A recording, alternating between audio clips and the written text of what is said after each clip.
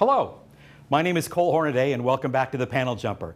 Today we're going to tell you a confounding tale rooted in chaos theory about a writer subject to his own hubris, an artist ghosting on his commitments, a publisher with more money than sense, and a young illustrator so far out of his depth, rumor has it he set fire to his unpublished artwork and disappeared. But let's back up a second and start at the beginning.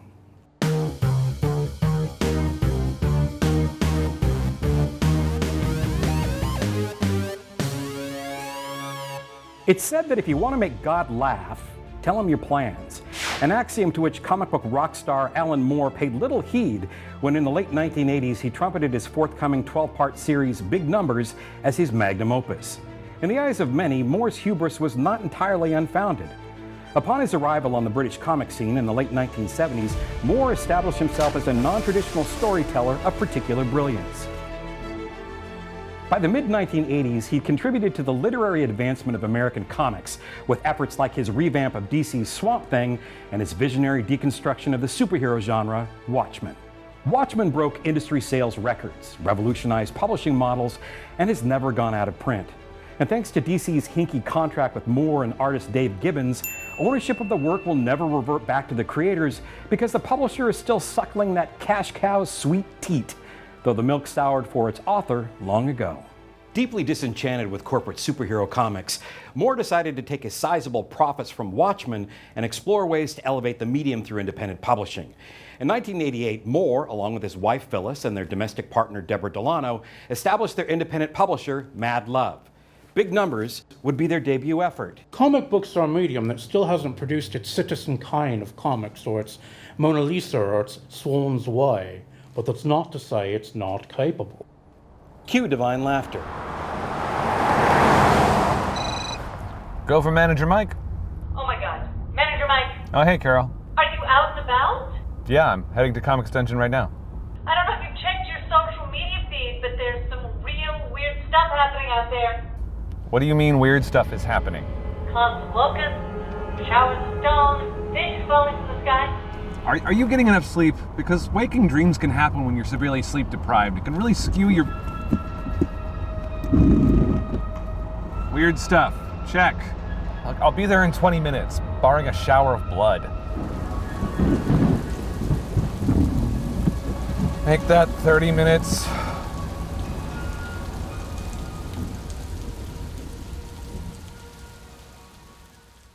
Set in an invented version of Moore's beloved hometown of Northampton, Big Numbers would be an expansive, multi-layered exploration of the cultural and economic chaos wrought on a fictitious East Midlands community when American developers arrived to build a shopping mall.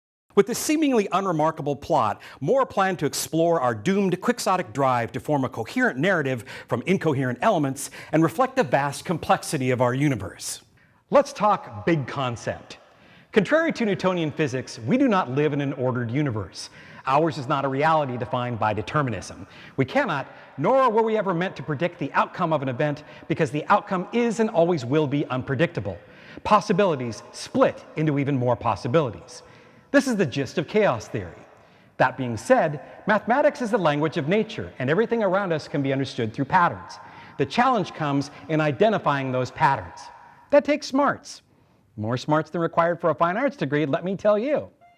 Sometime in the mid-1970s, mathematician Benoit Mandelbrot determined there was an infinite number of permutations making up our irregular and fractional universe. He called them fractals. This Mandelbrot set is any geometrical structure that has detail at all scales of magnification. No matter how deeply you zoom in or how far you zoom out, you still see extra new elements you never saw before. In short, fractals are an illustration of chaos theory because they're a rather simple-looking equation that gives rise to a very complex recursive pattern. The output of one operation becomes the input of another. Moore planned to fly in the face of traditional comic book standards by realizing Big Numbers in an unconventional 10 by 10 inch album format on glossy paper between heavy cardstock covers. But this oddball design was not the most daunting aspect of the book. You see, Moore wanted to tell a story about the background players in life who don't normally take center stage in history by taking readers on a tour of the lives of over 40 characters in nearly 480 painted pages. Notorious for his exhaustively detailed scripts, Moore outdid himself by crafting a monolithic outline encompassing each and every Big Numbers character. On a tablecloth-sized sheet of paper, Moore scratched out a grid comprised of 12 columns to represent each issue and 48 different rows for the individual characters. Each box was crammed with a finely detailed description of that character's action, whether they appear in the pages of the issue or not. This was Moore's way of maintaining a character's existence beyond the printed page. Word has it, this grid became known as the Turin Shroud of comics. Propelled by their 30-page collaboration in Eclipse books brought to light, Moore enlisted the sizable talents of multi-award-winning illustrator Bill Sienkiewicz. Honoring Moore's storytelling scale, Sienkiewicz planned to pursue the moody, photorealistic painting style established in his earlier work, but more so. This meant Sienkiewicz would need to cast dozens of real-life models to fill out the ensemble. It would have done Moore and Sienkiewicz well to recall the devil is in the details. It struck me that it might actually be helpful to people reading Big Numbers if we explain that the chaos they could see around them, in their communities, in their lives, in the world, that chaos was merely a matter of perception. That if you could stand back far enough from the seemingly boiling tumult of events that does appear chaotic if you're in the middle of them, if you can get a little bit of intellectual distance, you might be able to see that what appears like chaos close up was actually an expression of a very, very complex form of order. Through his paint and mixed media works like Electra Assassin and Stray Toasters, Bill Sienkiewicz had established himself as a visionary storyteller, always ready to push himself and his stylistic approach to the edge. Perhaps Sienkiewicz borrowed a bit of Moore's hubris. Perhaps he planned to never sleep again. Either way, when Big Numbers #1 reached shops in March of 1990, Sienkiewicz was already exhausted. But for an odd format, black and white, small press, non-genre book, Big Numbers sold approximately 65,000 copies. By today's standards, that's practically a blockbuster. Issue #2 would reach shop shelves in July of that same year. Sadly, Big Numbers #3 would never see print, and the story offering an exploration of our chaotic reality succumbed to its own themes. What happened was that Bill Sienkiewicz just seemed to stop working on it, and all our money was kind of pouring down a black hole because we'd still got overheads, but we couldn't actually get a comic out. We kept saying, look, Bill, if you don't want to do the work, just tell us and we'll think of something else. We'll get a replacement in or something, but just tell us so we're not just having our money pouring down the drain. Bill still didn't get up the nerve to tell us he didn't want to do it for another few months, at which point our situation was desperate.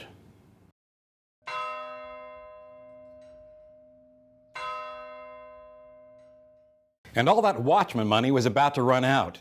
Around this time, a key third protagonist entered the Big Numbers story, an incredibly talented 18-year-old artist named Al Columbia. I met Bill through my cousin who sold Xerox machines. I showed him my stuff. I had my portfolio with me, which was mostly just direct rip-offs of stuff Bill had done, like literally. To this day, I don't know why he did it, but he called me a week later and asked me if I wanted to be his assistant. And that was it. That was my entry into the comics world, or people in comics. I said sure, and I went and worked for Bill. I learned a lot working for him.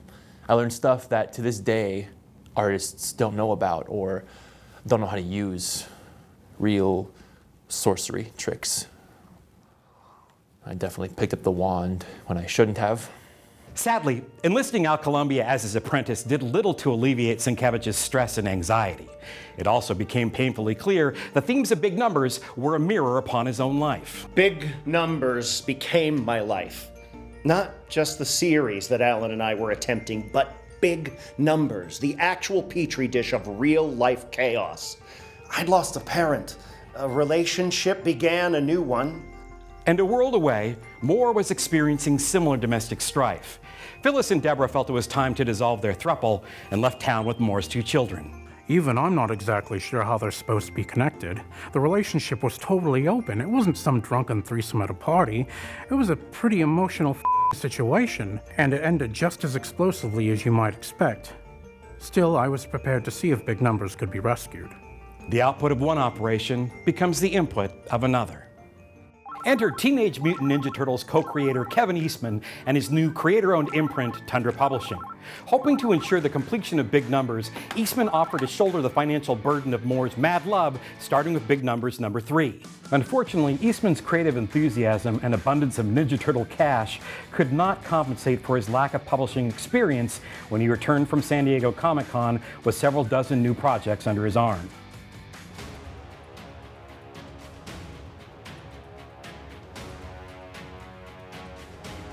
Uncle Manager Mike, thank goodness you're here.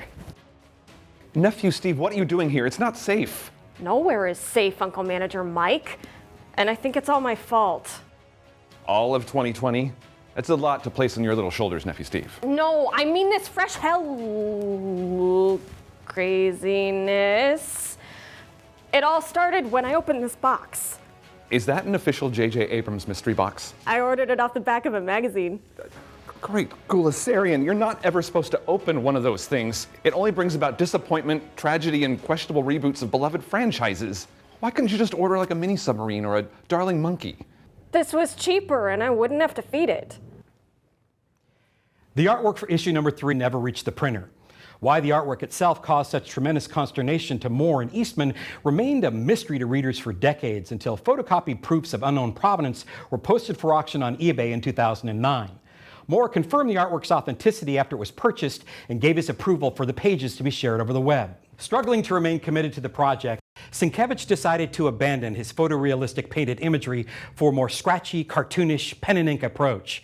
In reviewing the artwork, it's clear Sienkiewicz did not complete the issue alone, but looked to Al Columbia for assistance. This collaboration would drastically shift the desperate course of Big Numbers and malign the career of a young artist for decades to come. Moore, Eastman, and Tundra had reached their Big Numbers Rubicon and decided it was best to relieve Sienkiewicz of his commitments.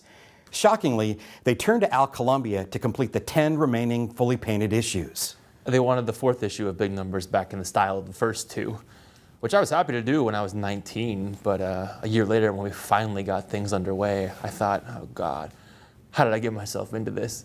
I couldn't imagine being a Bill clone for the next 3 years. I did the 4th issue. It took me a while. It took me a long while to do, but I did it. Columbia did his best, but he couldn't simply pick up where his predecessor left off. For example, Sienkiewicz's 40-some models had gone on with their lives, moved away, and in the case of all the children, grown considerably in the interim. I wound up having to find 40 new people. I hunted them all down, almost every single character. I thought it was a huge accomplishment that I was able to find people that looked like the people Bill used. And then I did all the photo shoots. The artwork for Big Numbers number 4 never reached Tundra's editorial offices, and mysteries surround what became of it. Stories vary, the darkest being that young Columbia cracked under the pressure and set his artwork on fire in an emotional peak. This was light years from the truth. The truth is, Big Numbers was already at its end when I started. I would hear these ominous whispers like, oh, they aren't even going to finish publishing it. That had a lot to do with me saying, well, f this. I was going over my contract with James O'Barr, who created The Crow, and he pointed out to me that I could leave whenever I wanted, and Tundra couldn't do anything. It was a strange contract that they seemed to draw up just for me, and they didn't really put much thought into it when they did. Already paid in full for the issue, Columbia took his completed artwork, packed up his rented studio, and left town.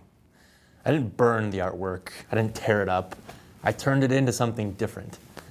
I was roommates with all the guys from the band Sebada, and they were releasing a single at the time, so we chopped up all the artwork for Big Numbers and turned it into a collage for the album cover. There wasn't any big breakdown. It was just, oh, this would make a nice record cover. That's it. That's all it was. This promo poster is all that remains of Al Columbia's contribution to the series. The output of one operation becomes the input of another. While Big Numbers was seeing its final dissolution, its overambitious publisher wasn't faring any better. Overworked by an overabundance of projects, Tundra was doomed to ever be a solvent enterprise, and the publisher closed its doors in 1993 after burning through $14 million in 3 years.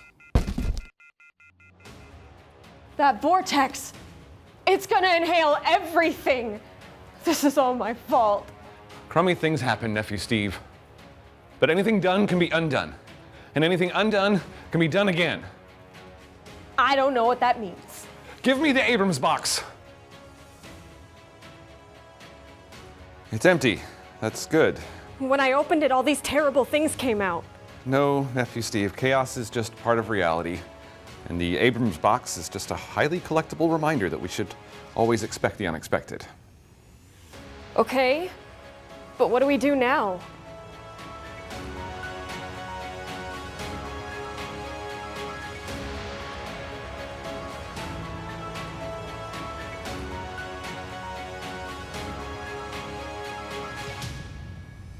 What are you doing? Pitching this thing into the void. Maybe I can plug up this winding gyre.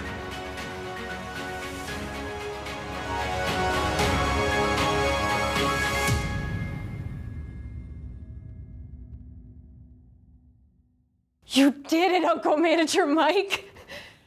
The comics dungeon. It's gone. Geez, so many businesses are gone. So many spaces and places we loved have disappeared. What do we do now? We consider the possibilities. Orson Welles hated finishing his films. He once said, "No story has a happy ending unless you stop telling it before it's over." We pick up where we can and keep an eye out for a happy ending. You know Citizen Kane is horrendously overrated, right? Oh, yeah, it's got problems, but it rewrote filmmaking language for decades to come.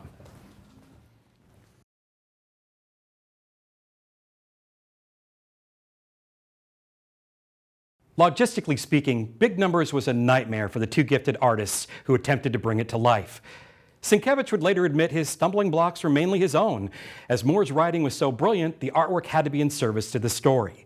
And asking a young and unseasoned artist like Columbia to assume the task was a terrible disservice that led to a turn of events that would paint him as an industry pariah and damage his bright potential. Years later, Sienkiewicz would publicly apologize to Moore, Eastman, and even Columbia for his unprofessional exit from the series. Big Numbers will forever be Bill Sienkiewicz's elusive white whale.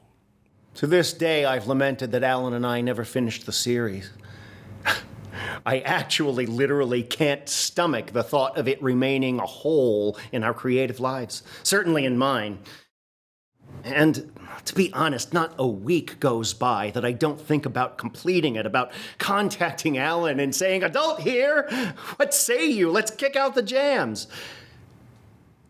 I understand his great disappointment, though I've no doubt he's moved on and become even more brilliant, if that's even possible. I'm by no means religious, as spirituality and religion aren't synonyms.